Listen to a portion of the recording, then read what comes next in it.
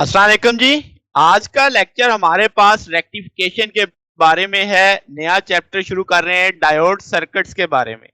तो इससे पहले हमने सेमीकंडक्टर का पढ़ा। सेमीकंडक्टर में हमने इसकी टाइप्स देखी, पीएन जंक्शन देखा। पीएन जंक्शन के साथ जब बैटरी लगती है तब देखा कि उसमें फॉरवर्ड बायस और रिवर्स बायस का कंसेप्ट क्या है। तो अब हम इसको मुख्तलिफ सर्किट्स के अंदर देखेंगे, जिसमें सबसे बुनियादी जो चीज पढ़ाई जाती है वो है रेक्टिफिकेशन। तो रेक्टिफिकेशन दो तरह की होती है, एक half wave rectification, full wave rectification. तो आज का लेक्चर सिर्फ हाफ वेव रेक्टिफिकेशन के बारे में। तो जनाब, रेक्टिफिकेशन क्या है? रेक्टिफिकेशन एक प्रोसेस है जिसमें हम एसी वेव फॉर्म को डीसी वेव फॉर्म में कन्वर्ट करते हैं, उसे रेक्टिफिकेशन बोला जाता है। अब जो डिवाइस ये काम करने वाली है वो रेक्टिफायर कहलाएगी। अब अगर कहें कि अगर इन डेप्थ देखा जाए कि करते क्या है, जो एसी सिग्नल होता है उसकी एवरेज वैल्यू जीरो होती है, जो डीसी सिग्नल होता है उसकी एवरेज वैल्यू जीरो नहीं होती। तो इसका मतलब मुझे एक ऐसी डिवाइस बनानी है कि जिस पे इनपुट पे अगर एसी आ रहा है, यानी जिसकी एवरेज वैल्यू जीरो है, उसे मैं कन्वर्ट कर सकूं यूनी डायरेक्शनल या डीसी कह लो डायरेक्ट में, जिसकी एवरेज वैल्यू जीरो ना हो। तो वो डिवाइस आपकी रेक्टिफायर कहलाएगी। अच्छा जी, अब मकसद क्या है, क्यों?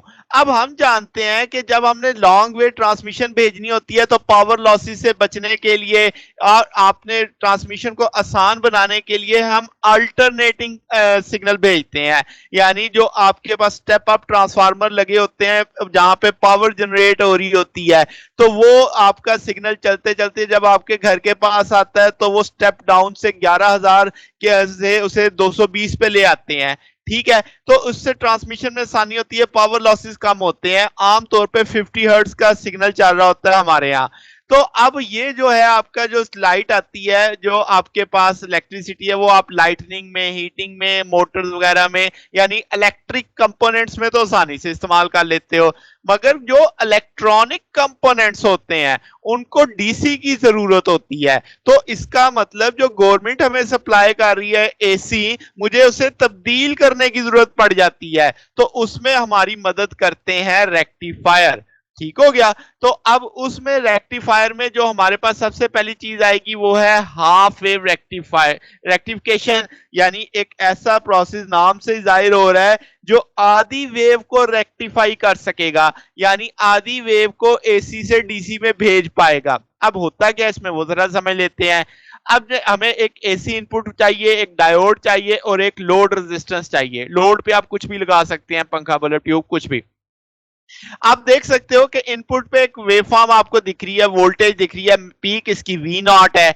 अब आप जब ये अप्लाई करोगे यहाँ पे तो ये डायोड से होती हुई लोड पे जाएगी, तो आउटपुट हमें कैसी हासिल होगी? अच्छा, ये डायोड की सिंबल है, इसमें जो आपको ये एरो हेड सा दिख रहा है ये पी टाइप है, और ये जो बार दिख रही है वो एन टाइप है। तो अब आपके पास यहाँ पे तो सिग्नल अल्टर करेगा, कभी पॉजिटिव कभी नेगेटिव कभी पॉजिटिव। तो हमने फॉरवर्ड बायस क्या पढ़ा था कि जब positive terminal of the battery is connected with the P type और नेगेटिव टर्मिनल कनेक्ट हो जाए एन टाइप से तो वो फॉरवर्ड बायस होता है। जब नेगेटिव टर्मिनल कनेक्ट होगा पी टाइप से तो वो रिवर्स बायस हो जाएगा।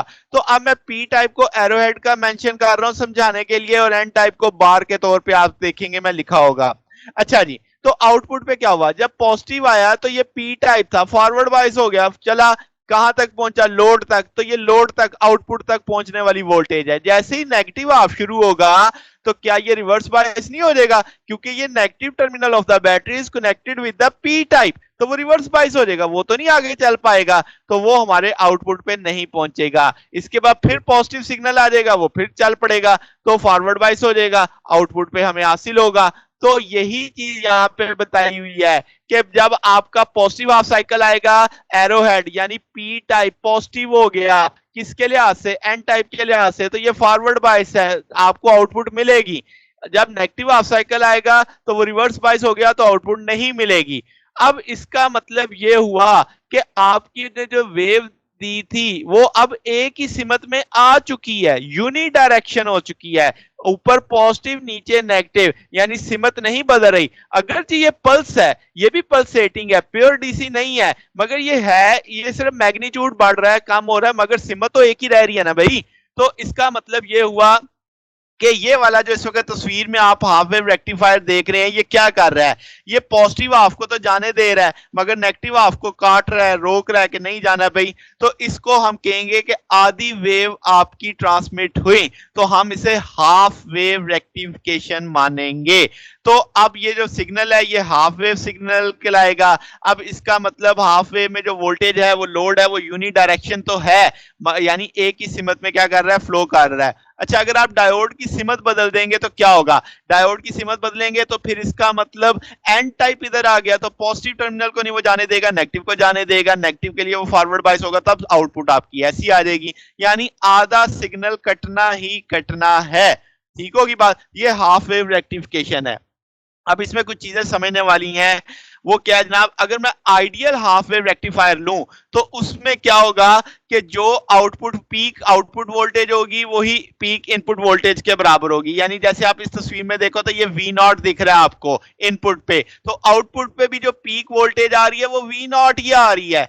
बात समझ आ गई, तो ये चीज है। फिर एवरेज वैल्यू अगर कोई मुझसे कहे किसी पीरियोडिक फंक्शन की निकालो तो मैं कहता हूं कि भाई उस जो फंक्शन है पीरियोडिक फंक्शन या साइकिल उसका एरिया ले लो और उसके बेस से डिवाइड कर दो। जब आप एक पूरा साइकिल देखते हैं तो उसकी बेस 2 पाई बनती है और उसका जो फंक्शन होगा आई डी थीटा आ जाएगा, क्योंकि करंट थीटा के लिहाज से चेंज हो रहा होगा। मैंने 0 से 2 पाई एक साइकिल ले लिया क्योंकि पूरे साइकिल में 2 पाई रेडियंस होते हैं, तो आई डी थीटा फंक्शन आ गया। अब जब मैं हाफ वेव रेक्टिफिकेशन देखता हूं तो मैं इसे लिख दूंगा 0 से पाई।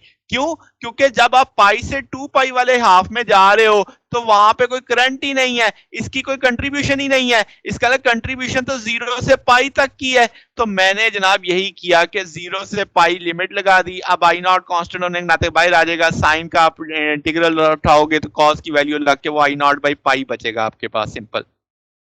तो जनाब इसका मतलब आपके पास डीसी करंट आ चुका है। अब इसी कंसेप्ट पे आप क्या कर सकते हो, एवरेज वैल्यू ले सकते हो वोल्टेज की। यानी अगर आप डीसी वो आप एक सिग्नल मेजर करते हो डीसी वोल्ट मीटर से तो उसकी वैल्यू एवरेज वैल्यू कितनी आएगी, वी नॉट ओवर पाई के बराबर आएगी। ठीक है। अच्छा, अब अगर मैं कहूं कि जी आप रेशियो लो किसकी, पावर आउटपुट, वो जाहिर है डीसी है, इनपुट पे क्या है एसी है, तो वो रेक्टिफायर की एफिशिएंसी कहलाएगी। इसे मैं इंटर से जाहिर कर देता हूं तो आउटपुट ओवर इनपुट का कंसेप्ट आएगा। आउटपुट आप डीसी है, इनपुट आप एसी है। तो अगर मैं पहले आउटपुट वाली देखूं तो आप कहोगे आउटपुट पे तो डायरेक्ट करंट आ रहा है, तो इसका मतलब ये होगा कि आई डीसी जो आपने वैल्यू निकाली वो आ जाएगा into R I square R. आपके पास पावर का फार्मूला होता है, आई डीसी की वैल्यू मेरे पास मौजूद है, आर एल साथ में लग गया। अगर आप आई नॉट की वैल्यू लगाना चाहो तो ये लगा सकते हो इन टर्म ऑफ वोल्टेज, अगर आपने ये फार्मूला बनाना हो, वो जरूरत नहीं है। तो अगर आप कहोगे इनपुट पे क्या है, इनपुट पे तो अल्टरनेटिंग करंट है, तब मैं करंट की जो निकालूंगा वो तो आरएमएस आएगा। तो इसका मतलब फार्मूला तो वही है कि आई स्क्वायर इंटू आर, तो I R M S square R F plus R L आ जाएगा। आई आर एम एस की वैल्यू मैं जानता हूं I naught over square root 2 होता है, R F plus R L साथ साथ चल रहा है। अब दोनों पावरें आ गई, आउटपुट वाली भी इनपुट वाली भी, दोनों की रेशियो ले लो तो आपके पास सिंप्लीफाइड वर्जन करके आप जो बाकी बचेगा वो आएगा 0.4061 plus R F over R L. मैंने शॉर्ट किया, इसे आप मेंशन कर सकते, इसे देख सकते हैं, अलजबरा है सिंपल सा। अच्छा, अब अगर मैं कहूं यहां से आपकी एफिशिएंसी मैक्सिमम होनी चाहिए तो आर एफ आपका 0 अगर हो जाए तो ये पूरा फैक्टर 0 हो जाएगा। पूरा फैक्टर 0 होने का मतलब सिर्फ नीचे 1 बचेगा, तो इसका मतलब एफिशिएंसी मैक्सिमम आएगी 40.6 अगर आर एफ नेग्लिजिबल होता है।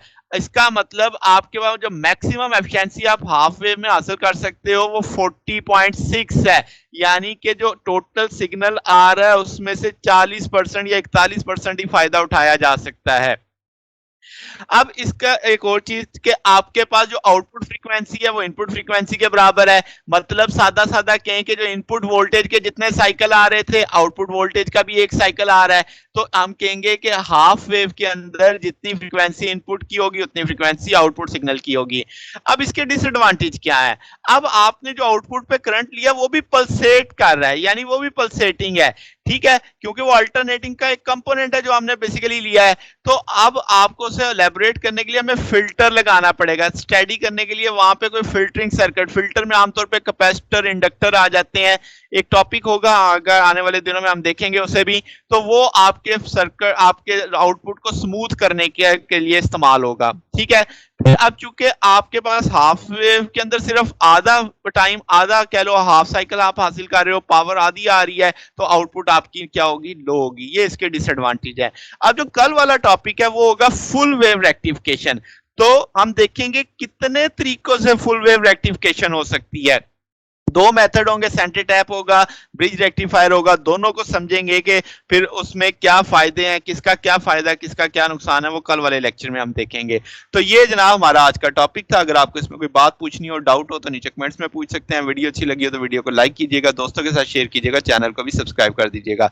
अब तक के लिए इतना ही, बकिया इंशाल्लाह फिर नेक्स्ट देखेंगे। ओके, अल्लाह हाफिज।